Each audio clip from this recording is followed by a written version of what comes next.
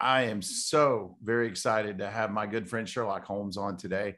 And I have a list of questions that I think will only scratch the surface of the impact and presence you've made for yourself. And I'll read a little bit of your bio, but I think the real nuggets are going to be in the conversation.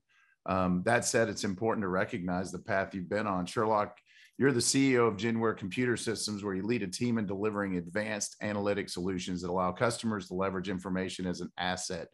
Frequent speaker at events and focused on business transformation, providing strategic consulting to organizations and requiring leadership and transformation through data. So you have a unique slant on business and bringing analytics to the decision-making chain, and also correlated to high-level leadership positioning relative to the mission, vision, values of companies. That I know from our conversations. You're the Chief Operating Officer and co-founder of Data Shack Limited. That's based in the United Kingdom, where the team focuses on data science and advanced analytics. Started your career in technology in 1986 as a software developer and went on to form Genware Computer Systems, a New Jersey company, in 99, serving on various boards and filling roles on partner advisory boards and companies including TIBCO and IDM, and all around good guy. But what I think we've had a lot of conversations over a short span. I think we've been friends maybe just a shade over a year, but I feel like we were kindred spirits and brothers from another. What I really love is that everything we talk about is about adding value and purposeful living. I would say, there's a small amount of business and most of it's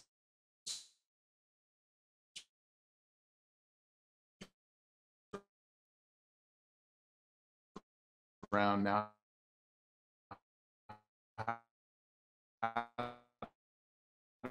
We make a beginning, if okay. Well, thank you very much. I really appreciate being on here. I'll try and be open and honest as best I can, share my stories. And for the people that don't know it, the accent's not Northern New Jersey, even though I spent 20 years up there.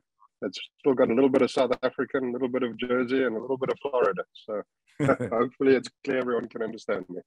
You're a Renaissance man on all levels. So why don't we just start from the beginning, a little bit about your, where you grew up and the impact it had on you and how you ended up in the US. And so maybe just start at childhood. And can I just, I'm sure I'm not the only one. I've yet to meet a living, breathing Sherlock Holmes. Maybe you can tie that into the story and how that came to be. Let me start with that. That's probably the one that I've got most rehearsed, and the number one question all my life, right, from when I was like 3 or something. So there's all the stories I could tell you, but the truth is this: it's my dad's name. So my dad's been my mentor and somebody that I respect immensely. And so it's actually been, when you grow up as a child with a name like this, firstly, you get a lot of attention because it's like, whoa, this is infamous, right? But it always carried a lot of meaning to me. And so people ask me, why don't you have a nickname? What should we call you? And I'm like, no, my name is Sherlock, and I'm actually very proud of it. And I'm proud of it because it's representative not of the storybook. I'm not a leather-bound copy. I'm my dad's son, and my dad's got the same name. So I've always carried that with me, and it's kind of made it front and center quite often. But the story is this: my dad comes from a fairly large family. There were 8 kids. My dad was the youngest, and when I asked my grandmother, "Hey, what's with the name?" she said, "Well, I just liked it." And I'm like, "Well, that's not giving me a lot to work with here, And so I spoke to my aunts and uncles, and my dad's my aunt, his elder sister, said to me, "No, what actually happened was by the time I had 7 kids, my uncle went to my gran and said, listen, if the next kid's a boy, it's got to be Sherlock. We can't have this many kids and not a Sherlock in the family." And I think that's how we actually got the name. So amazing. That's a little bit of the background. Growing up in South Africa, that's where we're from. Awesome. So born with a unique name, and you had to grow and live into it, and probably took a little heat. But to your point, anything that differentiates when you do good works for good purpose, I think it really propels and serves as a vehicle. So yeah, that's really cool. So what was it like growing up in South Africa? So I grew up, if I sort of back it out, right? So I was there. I grew my whole life over there. So, the first question is apartheid and challenges that come with that.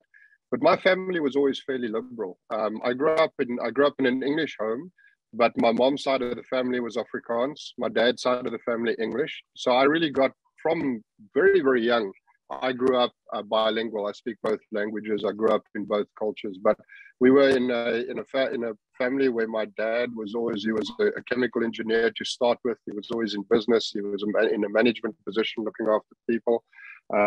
My grandfather on my mom's side, on the Afrikaans side, was one of the sort of leading people in the Boilermakers Association, and he was renowned for his fairness and what he was doing in the workplace, addressing challenges with some of the rules and regulations around apartheid, and looking at how he can bring fairness to it.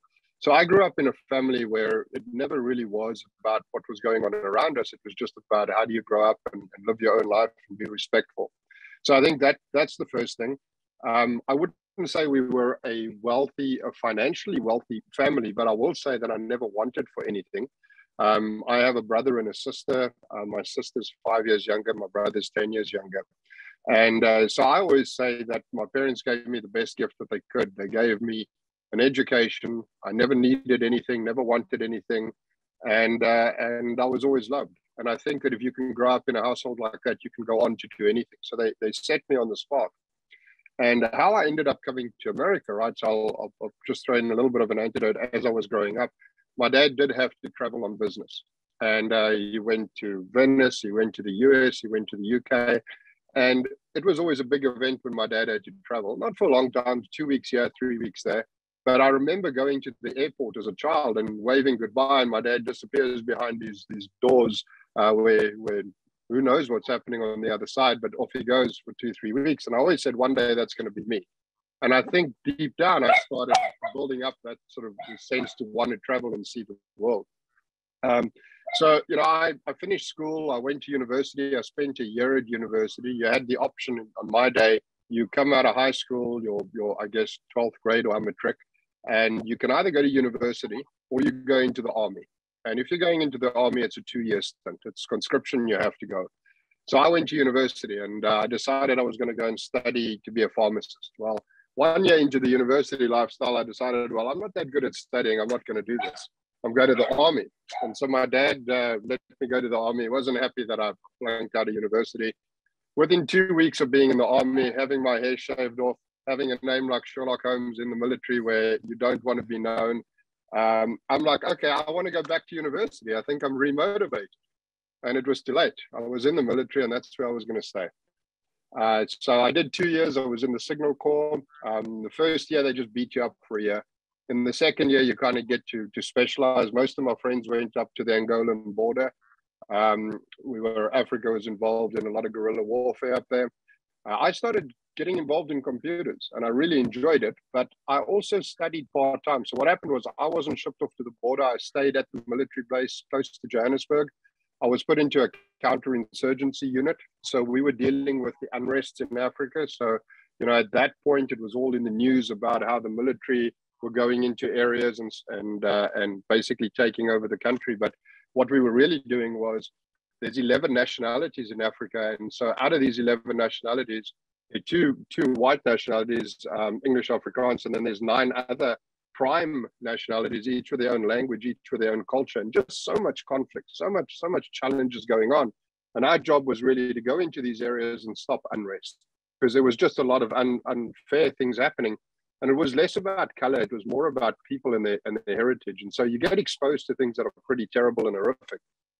I started studying psychology. I did psychology and mathematics part-time for a year. And I came out of that and I went into a computer school. So I did 2 years military, did computers, and I'm like, I'm going to travel. And I applied for a position as a consultant in the US. And the company called me up. It was actually a South African company, so I thought I'd have an in. And the guy says to me, well, Sherlock, you've been studying. You've got like an interesting sort of background. A year at university, 2 years in the army, studying psychology, maths, a year in computer sciences. Why would I bring you across to the US? And so we had this long conversation about what I thought was possible. He's like, call me in 5 years. I landed a job. I did really well in the computer area. I called him a year later and I said, listen, so I'm ready for that job. He's like, it's not 5 years. They put me through a 3-hour technical interview and they said, right, you're on the next plane, come across to the US. Right. Wow. So that's how my entry to the US actually started. Now, I know, there's a lot of entrepreneurs over here, and I think part of this is also, when did I get interested in business and that side and investing in that? So I'll tell you one or two things. I had my first business was a mobile disco. My cousin had all the talent, but I had all the electrical componentry. And so we started a mobile disco. When I was in the military, I think, I don't often tell the story, but I'll tell it. One of the things that's a high commodity in your first year in the military is toilet paper. And so I had a friend who worked in the stores. And so I was able to procure toilet paper. And I used to sell it at 25 cents for 4 blocks. Now, this could either make you loved or hated, right? But it's quite interesting when you have a product that's in such high demand, how easy it is to sell it, because people will run up and down. Who's got toilet paper? Who's got toilet paper? They'll come back and now they're willing to pay you 25 cents for 4 blocks. Didn't win any friends with that, but it was a pretty interesting little short-lived entrepreneurial job I did in the military. Right. So always looking for opportunities, right? Goodness, let me stop there and take a breather, and then I'll tell you the part two, what happens when I get to America. So I'm certain everybody's getting a comfortable feel for how dynamic your world is and how, the only thing that's constant is probably change. And every time I talk to you, you're selling something, buying something, pondering a move. And I love the way you think. So, and I think it's inspiring, and it's, clearly entrepreneurial, but also there's some organic energy in you that's, you're what's the word? Almost an adventurer or a seeker or a pioneer in some ways. And mobile disco, just 2 minutes or less. How did that come to you, and how did that function? We got lots of music lovers. So here's the thing, right? So we're in South Africa. We can't afford high technology. You can't afford like disco balls are really cool, all this shit. No. So when we started the mobile discos, my cousin went to the Drakensberg Boys Choir. He had a great voice on him. Same age as me. We grew up together as best friends. We did karate together. We did all sorts of things together growing up. And he went into the police when I went into the army. And I'm like, shit, we got to make some money somehow. So we got all these policemen, and they have weddings and functions and that. I'm like, why don't we take that business to go and run the disco? It will be the mobile disco. It's like, okay, so he's got all the musical stuff. We have to build lights. So now what I did was, in the military, I had access to the vehicle maintenance. So we took sheet metal, and we actually built our spotlights using sheet metal. We used the headlamps from some of the military vehicles for our primary lights. We made our own disco ball. We had our colored lighting and all the brackets from military. So we had this whole military sort of setup that became our kit when we got set up, which was great on the police side. And that's what it. We came up. It was 2 tones mobile disco, and we probably hosted about 50 weddings. And my cousin would do the music, and he would do the emceeing, and I would do the lights and the electrics. Because shit, I don't have a musical bone. But it was enough to generate absolutely no money, but it gave us a lot of experience. We met a lot of people. It was fun doing it. And I think that's why we did. It was fun. Yeah, well, that's cool. That's a great reason to engage, and especially if it's a profit center and a learning opportunity. So rolling forward, you found your way to the States via a straight up job interview and an opportunity. What can you give us some feedback on, in that conversation, 4 years premature to the request? Like, what do you think you brought to the experience that we could use in terms of a lesson or a perspective? Okay, so I think there's a saying that I have for all the people that I work with, the people that I do, that I say is, you always have to be one step ahead. Right? So apply that to anything in your life. If you can be one step ahead, it means you're prepared. It means that you can lead and you can educate. And so for that interview, I had been very successful in my first year working for it. It was an American company located in Africa doing systems. We implemented systems in financial institutions, insurance institutions. I was a programmer, and I became an analyst designer at the time. I went on training courses that they typically reserve for people that had been in the industry for 5 or 6 years. Back then, IT was very methodical, and it was very structured in how you move. It's so different to what it is today. Today, there are kids doing what we did, that what we had to be trained to do, because the systems just weren't as intuitive. And so I got a lot of training from a really good company. But when I did the interview, I sat there with 4 technical books in the programming language that I was going to get interviewed on. And I was able to answer questions that these guys were doing. But what they really liked was when I was answering the questions, I'd already pre-thought out what these answers were going to be. So why would a young guy like me come across? I will go on to say that I did receive the offer. Within 1 year, you guys are going to love this, I came across at an uptime, downtime rate so that they would have zero risk in bringing me across into the country. My downtime rate was $6 an hour and my uptime rate was $10 an hour. Okay, so this was back in the late 80s. When I came across, within 1 year, I was the consultant in this consulting company that was earning the highest paid rate for a consultant in the company itself. So I was at the highest rate to customer. I was within 3 customers and the customer kept me for over a year. And I worked with really large name companies like BASF, like American Home Products and things like that. So I would say one step ahead. When I went into that interview, I knew what to expect. I knew what they were looking for. And I knew that if I put my best foot forward and could answer these technical questions, they'd have no reason to say no to me. And they didn't. Yeah. So that's and today that still holds true. If you can walk in one step ahead, you can control the room. And that's important, I think. It's critical. And in our world, people get busy, and we don't take the time sometimes to prep for a client meeting or an experience. And it makes all the difference in the world when you have their intel and you understand what their motivation and purpose. And, and honestly, social media has changed everything. Back then, you mentioned having books and research, what would take days, weeks, and months and maybe never even be attainable is right at your fingertips.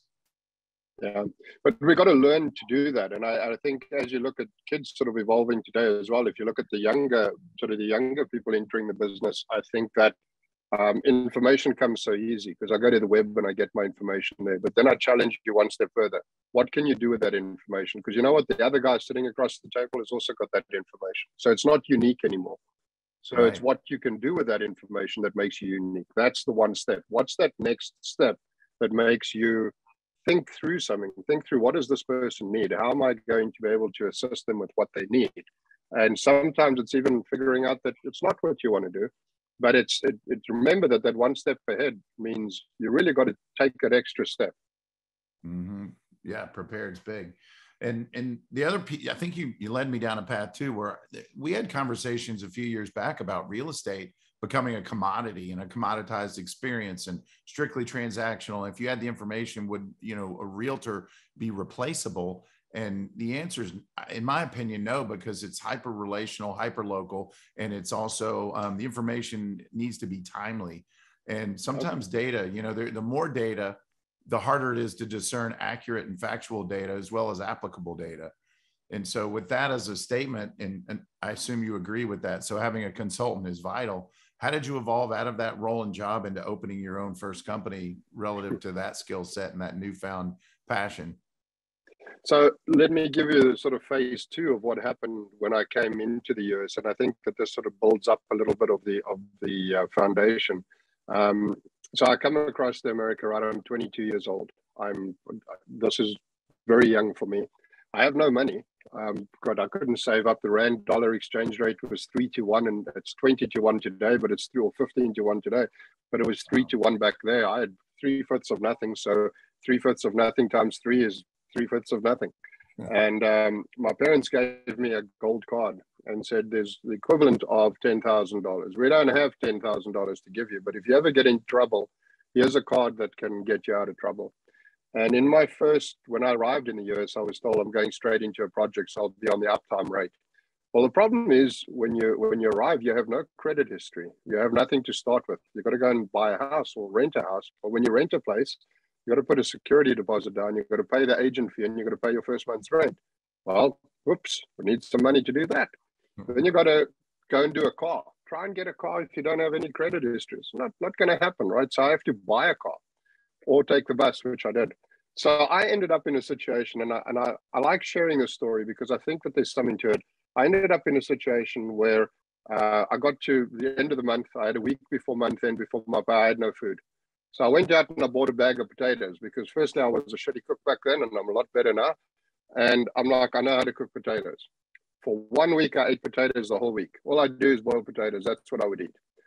And I refused to use the credit card because I felt that even though it was there for me to use, I wasn't at the point where I needed it yet.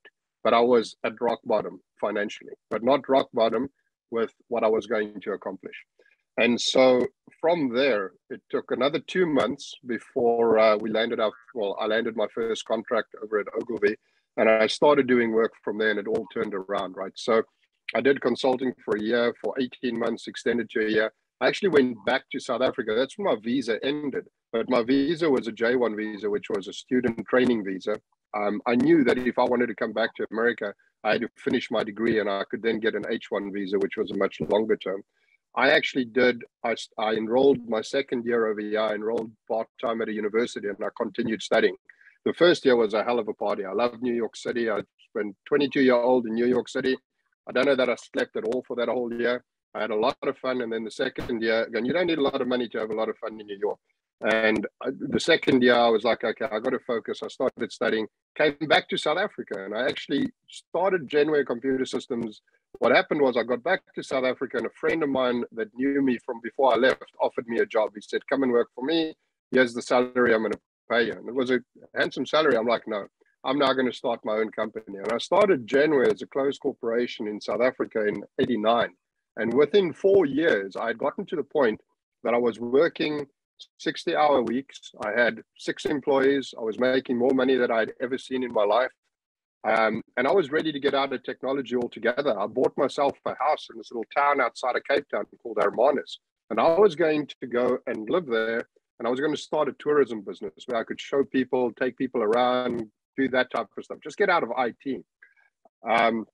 My partner at the time, her and I had actually met in America. She was also South African, went back after a year back in South Africa. We started dating, and she's like, let's go back to America for a couple of years and we'll make some dollars and then use the exchange rate to start the tourism company in Cape Town. Well, long story short, we did that a year back into the US. We came back through the consulting company. Genware was running nicely in South Africa. I had money coming in from that. So my second entry into the country was a hell of a lot better. Still only with 2 suitcases, but at least I had some money in the bank to carry me. And I did some consulting work, and it went forward. I did consulting in IT. I got to the point that I got my green card. I joined a company as a project manager, and within 6 months, I was promoted to the director of their business intelligence division. And from there, another 6 months, and I saw that the writing was on the wall. They had some shady investments going on. It was 1998. And of course, as the dot-com era hits, I decided to open a company. And so I went off, started Genware Computer Systems in the dot-com crash. And the focus was on how do I let companies, everybody has these operational systems, everyone's dabbling in internet technologies. How do I help customers take the information in the operational systems, get it out of there and make better decisions so that they can start improving performance, right? And Genware Computer Systems was started to do that. And that was back in 99, January of 99, I started the company. And now I'll get into the real estate part in a few seconds, Rick, but what happened in that first year, I had only had $10,000. I was living in a house. I had $10,000 saved away over the course of time. And I used that to hire my first 2 employees.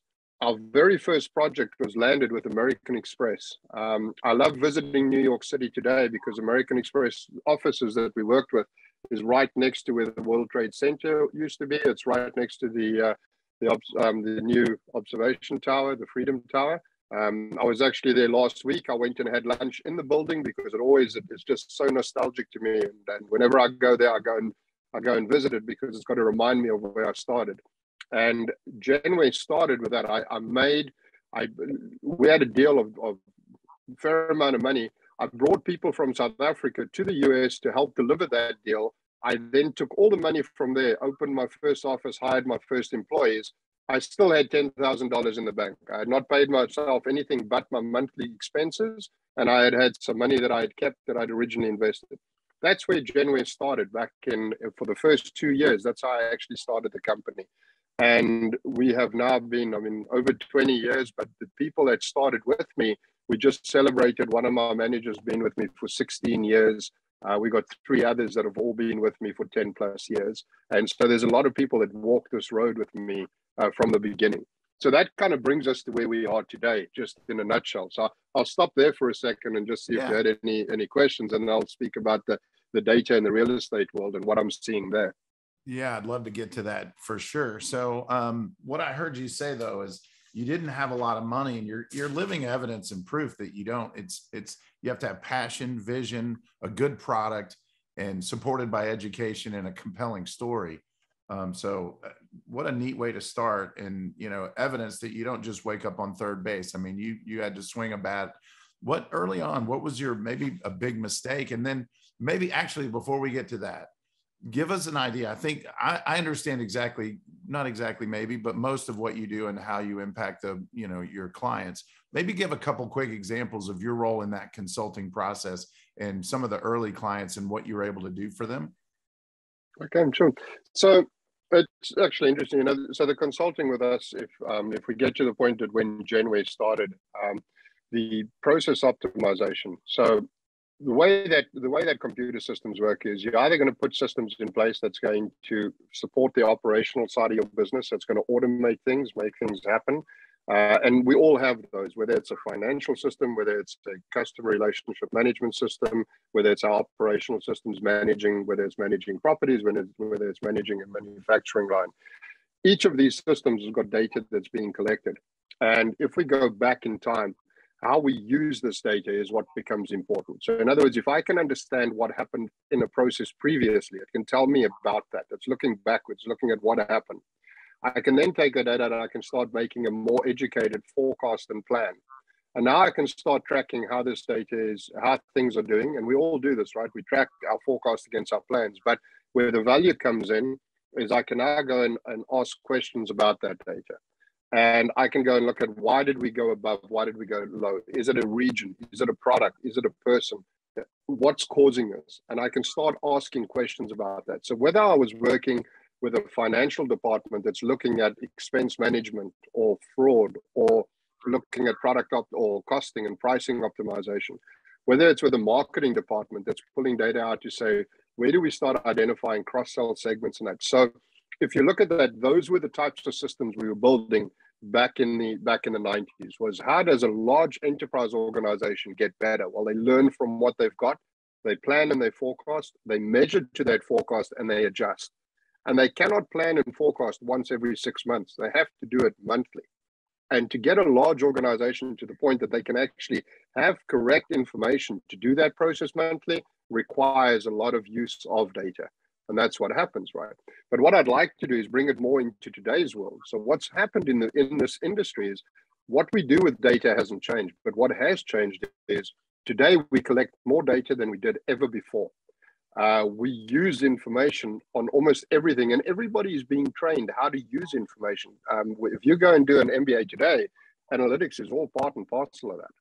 So today what we look at is we look at how do we harness this new information, these new sources, whether it's data from a mobile device, whether it's data from a sensor on an agricultural crop that's telling me what the alkalinity of the soil is at a point in time before and after rainfall.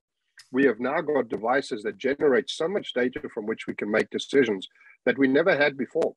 So our data scientists of today are the statisticians of yesterday, because those statisticians were working in production lines where we had machinery and sensors telling us this stuff. Well, think about that. Those sensors are not new. They've been there for years, but they're new to us because now all of a sudden the sensor tells me how far I've walked today. What's my heart rate? What's going on, right? I've got sensors for everything. Whereas back then it was just in a particular area. So many of our statisticians have become data scientists using the same algorithms applied to different areas of our lives. So our business today and the consulting that we do, Rick, is in 2 or 3 areas. One is about how do we integrate the information so we can actually understand, they call it customer 360, but how do we understand everything that touches our customer, whether it's financial, whether it's what we're selling them, whether it's our customer excellence, whether it's what they need and the complaints that they have. It's that customer 360 message. How do we optimize our performance? And it's measuring against targets and plans and reporting, and we all do that. And then this new area that I absolutely love, it's a new area. It's where you hear companies speaking about digital transformation and monetization of data, right? just think about it. If you've got 100 rental properties out there and you've got devices that are measuring when tenants are coming in, when they're coming in, when are they leaving, is there a problem on the property? These are all sensors. I can control my HVAC so that when people are there, the climate's comfortable. When they're not there, it's not comfortable, right? I can start looking at all of these pieces of data. It's different information flowing. So what you're finding is there's this monetization of using data, and there's true transformation in the industry. Most of what we do is in this financial space, in looking at corporate data.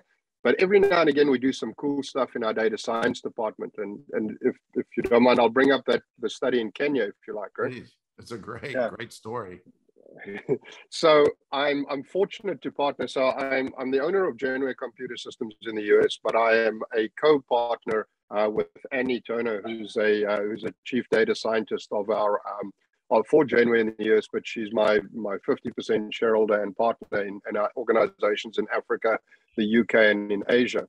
And Annie is leading a project with the agricultural department of Kenya. We're part of a much bigger team.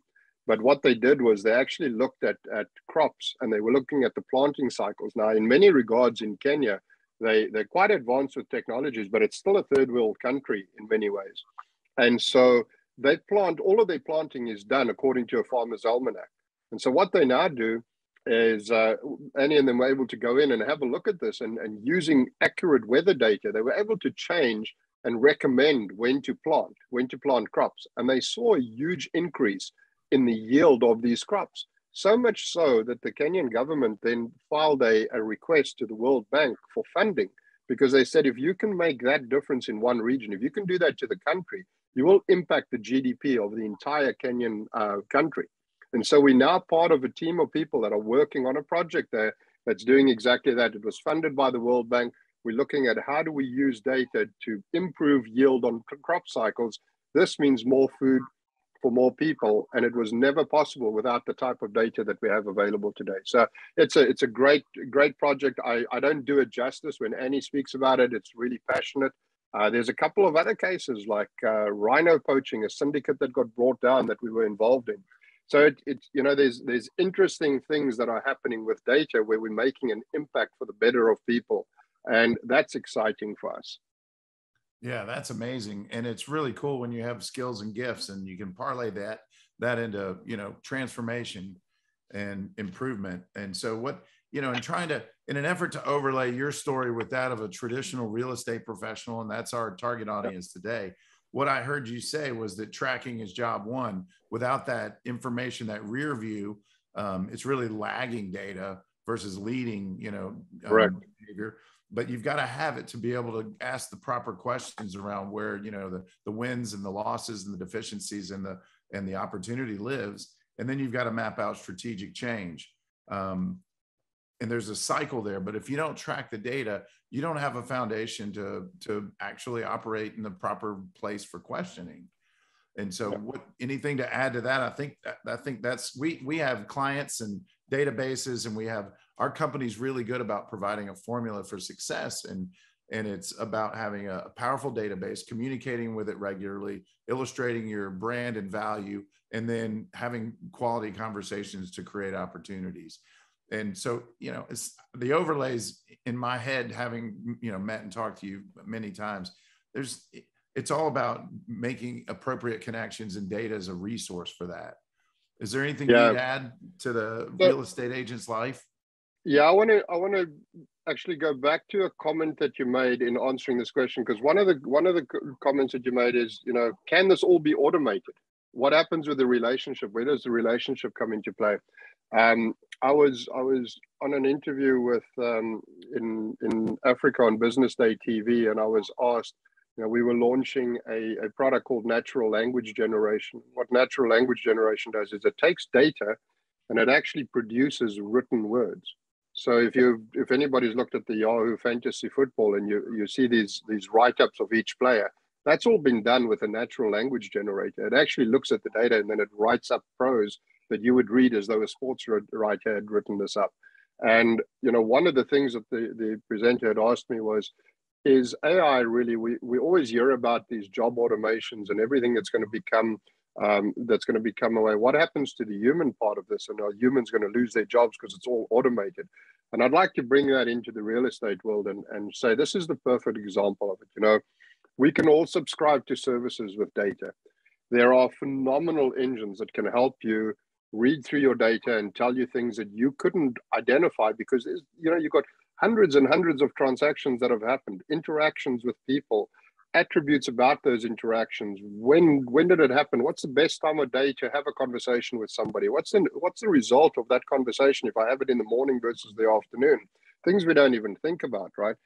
But again, you know what that's doing? It's not trying to automate it. What it's trying to do is trying to give you the information so that when you have a conversation, when you build a connection, you don't take 6 months to build a connection. You build a connection in a half an hour.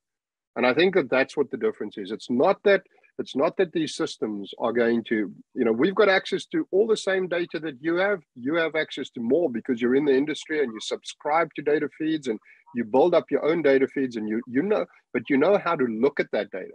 So these systems are trying to replicate that. At the end of the day, a person is not necessarily going to buy their biggest life investment or possibly their second biggest life investment just on data alone. They need somebody to have a conversation with them. Whether it's buying real estate or buying my home, or whether it's an executive in a large enterprise company making a decision that says, I'm going to spend a huge portion of my budget on this. They want somebody to stand there and tell them you're making the right decision. Or I have given you all of the intel. I think your decision is correct. Have you considered these 10 things? Yes, you have. Well, now you're in a position to make the decision. And I think that's the differentiator in real estate, is that how do you build up the personal connection, but how do you do it in 30 minutes versus in 30 days? Yeah, creating efficiency. That's brilliant. And it's also, to your point, it's calling at the right time where there's a need that's most likely to exist. Calling someone to, about selling their home after living there 3 months isn't the answer. But and one of the things we talk a lot about are the disruptors in our industry that are strictly AI. And I have to bring this up. My son, I told him I was excited to have this conversation, and he said, well, ask him about Watson and their AI and the difference between, like an IBM product and how they apply it versus your consultative approach. And maybe that's a setup, but it's a beautiful setup. I love it because I was actually at the launch of Watson. And so I was with IBM in Vegas when they launched Watson, and it's a very funny story. You couldn't have set this up better, but I was sitting at a table with one of the IBM executives when the whole Watson thing came up, and they had this MC that was a pseudo comedian, and he was picking on people in the audience, and then lo and behold, he picks on me, and like, so what's your name, sir? My name's Sherlock Holmes. It's like, no, you're shitting me, right? We're launching Watson, and you're telling me your name's Sherlock Holmes. Come on. And IBM swore it wasn't a setup, but my tagline today is, so you've got Watson, we've got Sherlock Holmes. There you go. Who would you rather have? That's beautiful. All right. But yeah. let me answer the actual question. Let me give you a better answer. So when you use something like Watson, when you use a lot of these AI platforms, Watson is not a automatic system that does nothing. Watson is still built. So if you went 10 years back, Watson was far ahead of its curve. They were doing things with statistics. Like I said, statisticians transferred into data scientists. A lot of what we do with AI, a lot of what we do with predictive analytics and so forth is based on mathematical algorithms that have been around for years. The difference is it's now applicable in so many different ways. We have media that we can interpret now that we couldn't interpret previously. I can interpret images. I can interpret audio. I can interpret readings on smell. I can interpret anything that you can measure. I can now interpret it.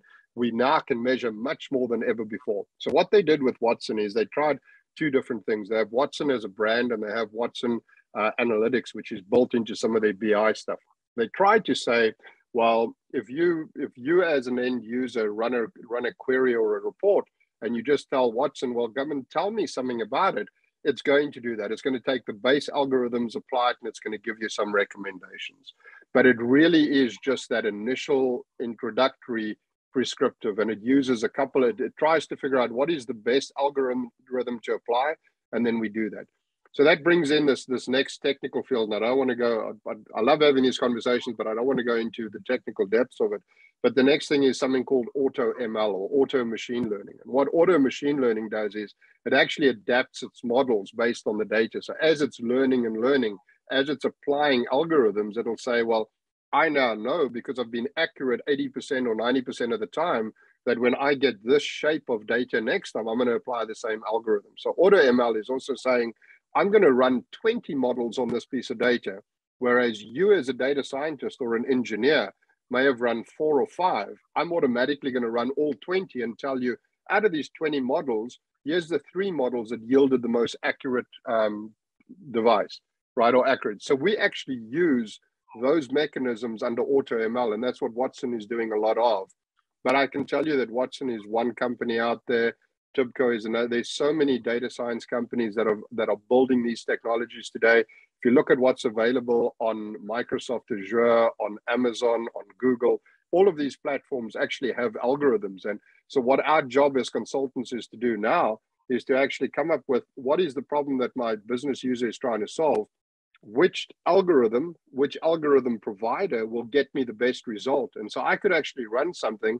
I could run it against my own models, but then I could send it to Watson, I could send it to Amazon, send it to Google, and see, and my scoring. And that's what the data scientist does. So the consultant is not replaced. It's just, how do you apply these technologies? That's how the two come together. Fascinating, fascinating. Give us just a thumbnail of what the scope of your business today. How many employees? Maybe just the raw, what cap?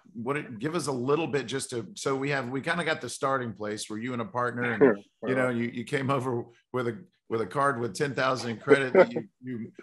I love that you're determined not to make it your way and do it your way, which is a brilliant, I think, asset when it comes to tenacity and owning your own potential. I heard this the other day, that there's no better beer than the one you drink after cutting your own grass, and just love it.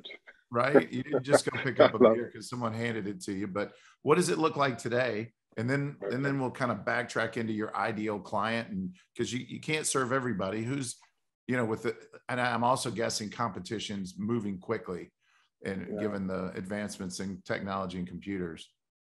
So where we are today, I'm at the point where I'll sort of start out that from very young I was taught that you get an education, you get a job, you work your job, and you're going to be looked after. And we all know how that story always ends. Most of us are doing what we're doing because that's not the story that works as well anymore.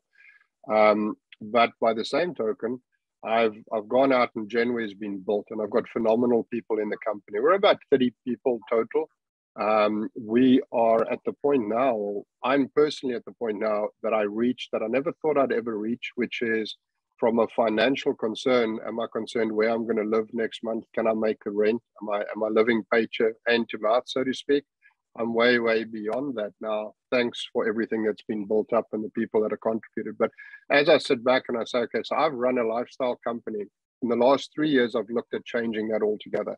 I'm now looking at moving out of it. I've got a huge interest in investments. My wife's been driving this for a long time. Just as an FYI, Joe was actually a television producer in Africa when we met. So I got divorced many years ago, and Joe and I met. And we got married, I think it's 12 years ago now. And we have a lovely little daughter, Isla. She's 9 years old, and it's just fantastic. I started late in life, but it's the best thing that I could do, bar none. And I'm fortunate enough that I can spend a lot of time with them. And that's what I value. But what I was getting to is that, so financially, I feel like we're very stable. Never thought I'd do that. I always thought you'd be working towards this. And today that's much bigger. So what I looked at the company is, how does the company become stable without me? How do we grow the company so that it can be stable? We've got people with so many years experience that shouldn't rely on me. It shouldn't be a lifestyle company, because if it's going to grow forward, they need that too. And so 2.5 years ago, we started looking at that. This year, we launched our 5-pillar approach. Our 5 pillars are consultative project services. We have a solution for manufacturers and producers that focus on process improvement and process management. We have a solution that focuses on franchise-based businesses in the healthcare space and non-healthcare, where the challenge is you've got 300 offices. Each office has its own system. How do you ever get all of that data together to make decisions collectively so that as a whole you can prosper? We have solutions for that.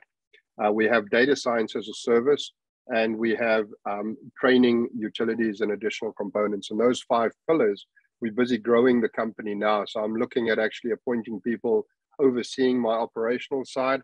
Genware will be a company that'll be run by an executive team within the next 2 years.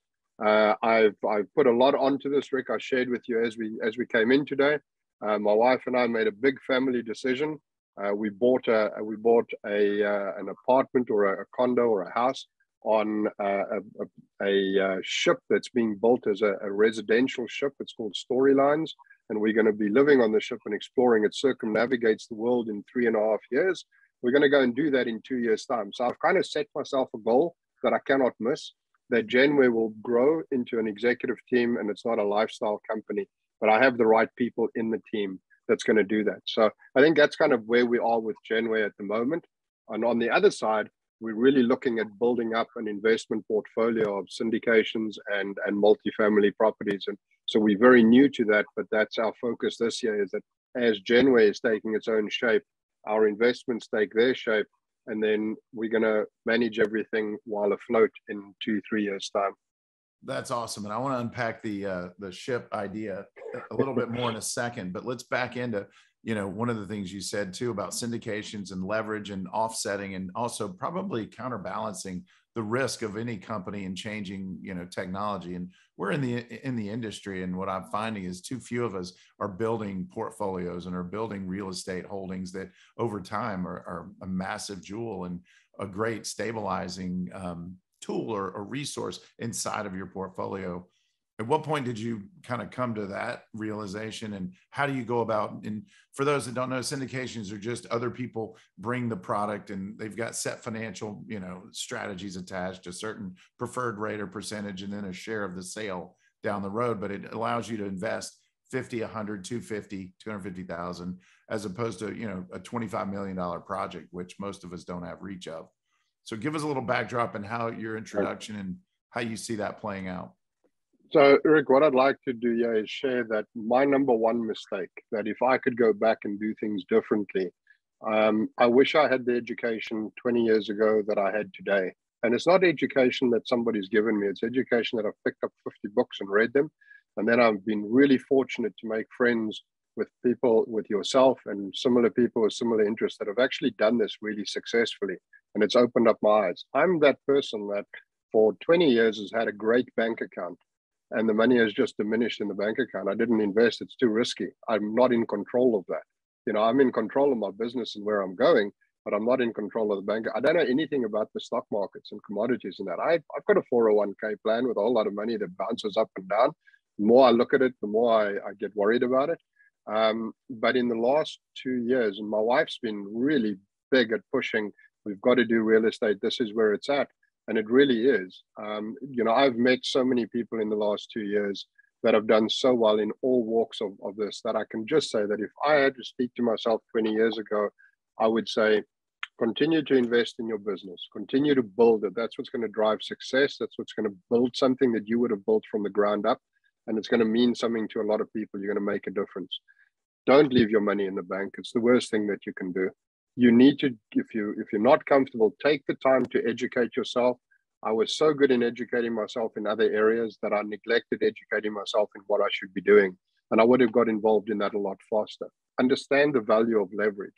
Leverage is your best friend, and that you can actually you can compound your earnings substantially if you use leverage, and you can make it happen so much faster. Think about if you have children, think about what you can do and the mechanisms that are there that your buddy down the road that has $1 million income is already doing that you didn't even know about. I mean, we've just started up a 401k plan for our 9-year-old, and we're now paying her. She does some work in the company. She's really great with you'll love this. We're gonna start something with where she does reviews of houses. We're gonna have like a kid's viewpoint of a house, and start up a YouTube channel like that, right? So we're kind of paying her to do that and start that up. And she's not quite aligned yet, but anyway, it's a little bit of management over there. But here's the thing: by doing that correctly and building up that plan, by the time she's 18 or 19, it's not a big hit on our bank account because we've actually built it up in this way. The money's yielded returns and it's compounded. It's the same thing that I should have done 20 years ago. I could have been so much further. I could have been escalated, but you know what? I'm not. It's okay. My daughter will be. Her children will be. And that's what I would say is don't wait. Make sure that this is the top priority. It's like we work so hard because we're chasing our goals. Take a step back and look at your own personal goals and where you want to go and give that some attention. And that's the part that I neglected that I'm now really focused on and sort of making sure that when my daughter grows up, that she knows this from young, not when she's 50 years old. That's awesome. Great advice. And what I heard you say too is put a flag in the ground and create commitments around that flag and make it non-negotiable. And so, you know, if you don't have a path, any path will do. And some of those paths, you know, they're circular. And so compounding is a massive gift and real estate is an incredible vehicle. We all know that. And again, we aren't as I guess the advocacy should be higher given it's our profession and we end up transactionally operating more often than we should. So take a step back and imagine, you know, what could be and should be. And we only have a few minutes left. I want to go back to your ship idea because what I hear is the summation of creating a viable product, finding clients with needs, creating a win-win economically, hiring talented people to support that environment for not only customer service, feedback, follow-up, but also there's the analytic piece and the programming piece.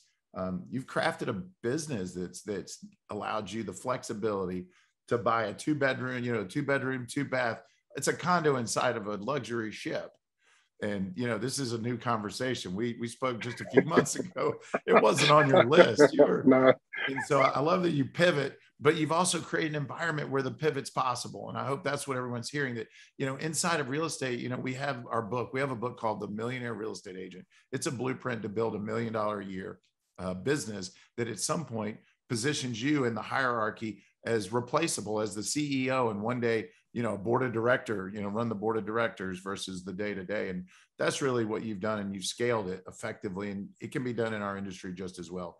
But I just want people to absorb that. But you've got to put a flag in the ground, make it non-negotiable, and then do whatever it takes to get there and literally compromise, sacrifice. And then once you're there, the gift is undeniable. So now that you're in that space, give us a little more background. You're sensitive to numbers and finances, and I am as well, but I just think it's cool. And it's an inspired thought that, you know, it's a $3 million give or take investment, 150,000 a year, all in. You can jump on and off wherever you want. And it circumnavigates the entire world. And you said 3.5 years? Yeah, 3.5 years. It circumnavigates, and you get to vote if you want to stay longer or shorter. But normally they're about 3-4 days in a particular port. The idea is that you can immerse yourself and go and actually visit, and you stay on the ship. You come on and off the ship as you need to, and you go and explore it. And they're going to have a world school on the ship as well. So my daughter's going to be doing homeschooling.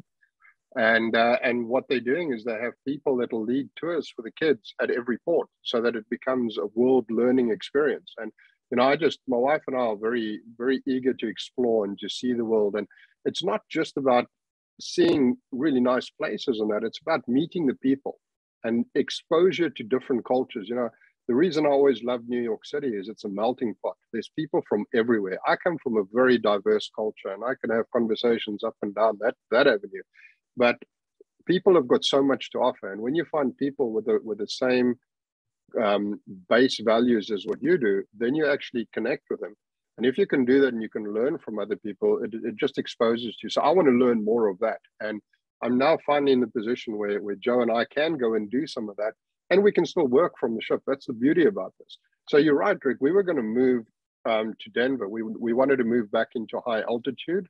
Specific to some medical conditions, and then we pivoted. We had this opportunity and said, you know, what if we took 4 years and sailed around the world, and what if we liked it and we stayed there another 4 years? Well, we can do that, but at least you can. At 11 years old, my daughter's going to experience the entire world. What a great story that we'd be able to say that we've experienced, and we experienced it with her. Speak about life-changing moments and events, and who knows what it's going to turn out like, but it's an adventure. We're so excited about it. And it's like, we always wanted to travel and meet so many people. Well, this is a great way to do it. And so I'm not making a punt for people to go off and go and do this. I'm just sharing that for us at this point in time, it just seemed like something, and it's like you have to be willing to pivot. You have to be willing to seize an opportunity when it looks in the face. I can tell you, I went back and forth and renegotiated a dozen ways from Sunday, and I still don't know whether it was the right decision or not. But what I do know is what we're going to get out of it is definitely the right decision. And for that experience, it's worth infinite amount of what you can put into it. Well, and you get one pass at it. This isn't a dress rehearsal, man. This is your life. You blink Exactly. and there you go. It's a blip in time. Sure. So why not maximize, your investments early enough that you can then, create a runway to choices. And, I've heard this once, that until you pick a path or a corridor, doors down that corridor don't even exist. And so step one is to recognize what is your core gifts and how do you apply them at the highest level. And then they'll live the life that, honestly, that you deserve and want. It's a good friend of mine and a coach. I'll mention his name, Mark Moses, did a talk, and he loves us. He says, go big, right? And add another zero. So to me, this is like adding a zero. I love sailing. I love the water. I'm enrolled to go and do a round the world sailboat race. I'm doing a leg. I'm doing the leg from Uruguay to Cape Town on a 70-foot sailboat. So I'm doing that next year. I'm doing training this year, and the next year I do the race. So I love anything on the water, right? So this is like, okay, well, I used to have a boat, a 45-foot boat. Now it's going to be a 500-foot boat. I'm adding a zero to that, right? So what I would say is, when you look at your own targets and you look at what you set for yourself this year, what's that adding a zero? What's that going big? Use that to help motivate you to drive yourself even beyond what you've set, because then you can achieve it. So many cliches. Aim for the sky and you hit the treetop. I love that one. It's like, set your targets that's realistic, but set the targets that are unrealistic. They're as important. That's what you should be shooting for. Yeah, that's beautiful. And Mark Moses, so as a final note, favorite maybe mentor or coaching experience, and then maybe a book or two that you'd recommend folks read that sort of align with that thinking, or source of information, podcasts? Goodness. I was thinking about this and saying, what's the most influential book? What are the books that I've liked the most, the readings? I like learning a lot of new things. So for me in the real estate industry, that's been very new to me. And most of you guys have read the books, right? So I started with Guy Kowasaki's and all of his books. I still love Rich Dad, Poor Dad. I love that whole series. I love the concept of the fact that our kids don't have a financial education. I think if for nothing else, read it for that reason, to get the importance of teaching your children and giving them a financial education from young. I think that to me is a big influential book. The second book that was really influential and actually changed my life quite a lot was The 4-Hour Workweek. In 2010, I had gone through a divorce. I had been working 18-hour days on average in Genware. In 2011, I went to working a 40-hour work week. I went to being remarried and being happy and living a different life. I read The 4-Hour Work Week probably 6 times. And it wasn't that it was the recipe on how to do it. It was the ideas that it left me with that I could say, well, I can't do that, but I can do this. It sparked new ideas for me. So I love The 4-Hour Work Week. And I'd say that those are the 2 books that, to me, if I go back, I reread them because they inspire ideas for me. They don't tell me what to do, but they inspire me with ideas. So I think that's probably what I would point to. Beautiful. And obviously Cash Flow Quadrant, also Robert Kiyosaki, just illustrates the value of investments and owning businesses versus selling or being an employee. And man, what a migratory thought that leads to financial freedom and opportunity, as well as the experience. And leading people's, is one of the greatest gifts. And it puts you in a different place conversationally and relationally. And you don't get that on the left side of the quadrant easily. No. No, but that, and that's the thing. It's like, and I think that's the experience. It's like, that's where it all comes down is you've got to read these books and listen to people. And what you're going to get out of it is not necessarily, you're not necessarily going to get the recipe on how to do it. We all try and look for the recipe and we do it. It's what you do with the recipe or what somebody else has done. Make it your own story, make it your own path, but use these to guide you. And if you need ideas, that's what I love reading for, is either education or give me ideas that I can go and think about and come up with how I can possibly use it. That's brilliant, man. What a great conversation. I wish we had another hour, but hopefully I'm certain, I'm not even hopeful, that there's some nuggets of wisdom and perspective. And, you know, half the battle is getting your head around who and what you are and where you want to go. And then connecting the dots gets easier. And it's also the realization, what I hear in your story is that you're not afraid to pivot when you recognize what you're doing and the path you're on isn't exactly the one you thought it would be.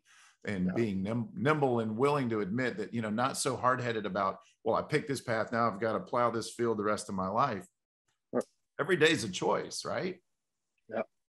So as a final comment, I'm really proud to have you as a friend and an inner circle, someone I look up to and appreciate. And I'd love to continue the conversation at a future opportunity. Awesome, Rick. Thank you very much for having me. Thank you very much for the team that joined and the time. It's been a pleasure speaking to you. You know, I love spending time with you.